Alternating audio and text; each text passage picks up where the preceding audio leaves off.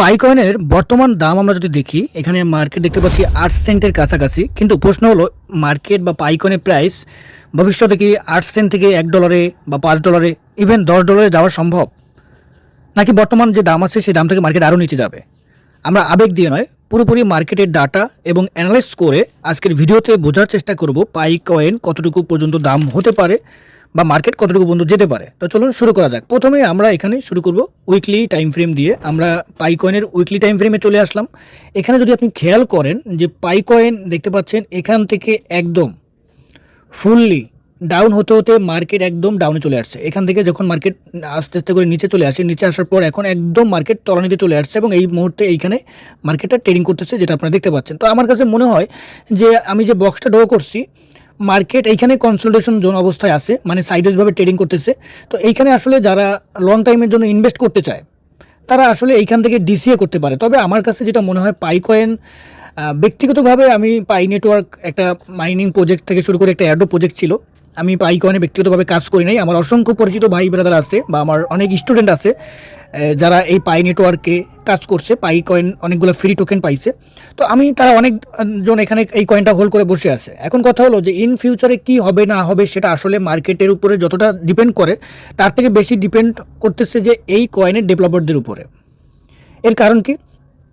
এর কারণ হচ্ছে যে ডেভেলপাররা যত বেশি এই কয়েনটা নিয়ে ডেভেলপিং করবে বা তারা যত বেশি অ্যাক্টিভিটি দেখাবে তত এই কয়েনটার ফিউচার ভালো হতে পারে বলে আমি আশা করি। এখন কথা হচ্ছে আপনি যদি এখানে খেয়াল করেন পাই কয়েনের দিকে, পাই কয়েনের বর্তমান মার্কেট যে র্যাঙ্কিংটা আছে এটা আমার কাছে একদম খারাপ না। এখানে র্যাঙ্কিং দেখতে পাচ্ছেন 56 নম্বর র্যাঙ্কিং আছে, ভালো র্যাঙ্কিং, এবং তাদের মার্কেট ক্যাপও মোটামুটি প্রায় 1 বিলিয়নের কাছাকাছি হবে, 899 মিলিয়ন। এরপরে যদি খেয়াল করেন এখানে তাদের, আমরা যদি অল টাইম হাই এবং অল টাইম লোটা একটু খেয়াল করি, অল টাইম হাই ছিল তাদের $2.98, মানে প্রায় $3, ধরে নিলাম $3। সেখান থেকে আপনি যদি খেয়াল করেন মার্কেট 97% মার্কেট ডাউনে চলে আসছে। তার মানে ডাউনটা কিন্তু হিউজ পরিমাণে একটা ডাউন। কি বুঝতে পারছেন? তো এত বড় ডাউন আসলে মার্কেট এখান থেকে চলে গেছে এবং সেটা ছিল ফেব্রুয়ারি 2025 সালে, 1 বছর আগের কথা।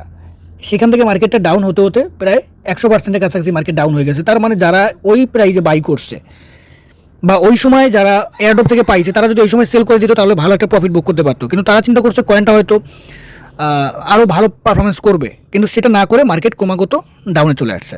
এখন কথা হলো যে এই কয়েনের আগে প্রাইস প্রেডিকশনে যাওয়ার আগে আমি বর্তমান একটু অ্যানালাইজ করে আসছি চার্ট, যেটা আপনাদেরকে দেখানো উচিত, আমি সেটা আপনাদেরকে একটু বলার চেষ্টা করব। প্রথম কথা হচ্ছে যে এখানে আমি আমার পার্সোনালভাবে অ্যানালাইজ করে রাখছি যে মার্কেট এখানে যদি আপনি খেয়াল করেন এখানে সেমিমেট্রিক্যাল একটা ট্রায়াঙ্গেল প্যাটার্ন তৈরি করছে এবং মার্কেট ধীরে ধীরে মোমেন্টাম তৈরি করতে পারতেছে। এবং সবথেকে মজার ব্যাপার হলো এইখানে আপনি যদি খেয়াল করেন, আমি এইখানে ধরেন এটা হলো এখান থেকে মার্কেট স্ট্রাকচার চেঞ্জ হওয়ার পরে মার্কেট আবার এখান থেকে আস্তে আস্তে আস্তে আস্তে করে ডাউনে আসছে। ডাউনে আসার পর এই যে অর্ডার ব্লক যে জোনটা আছে, মার্কেট অর্ডার ব্লক জোনে ট্যাপ করে, এটারও অর্ডার ব্লক, এই অর্ডার ব্লকে ট্যাপ করে মার্কেট এখান থেকে পাম্প করা শুরু করছে। তো আমি এটা জাস্ট স্মার্ট মানি কনসেপ্ট অনুযায়ী ট্রেডিং মানে অ্যানালাইজ করছি, আর এখানে আমরা চার্ট প্যাটার্ন ড্র করছি। তো মার্কেট এখান থেকে দেখেন ব্রেকআউট হওয়ার পথে আসছে, মানে মার্কেট এখান থেকে একটা ছোট্ট ব্রেকআউট হয়েছে। তো এই ব্রেকআউটটা আসলে রিয়েল ব্রেকআউট কিনা এটা আগে আমাদের বুঝতে হবে। এবং সবথেকে মজার ব্যাপার হলো এখানে মার্কেটে ভলাটিলিটি তেমন একটা নাই। মার্কেটে বড় বড় মুভমেন্ট আগে যেটা বোঝা যায় বা যেটা দেখা যায় সেটাই হচ্ছে এখানে।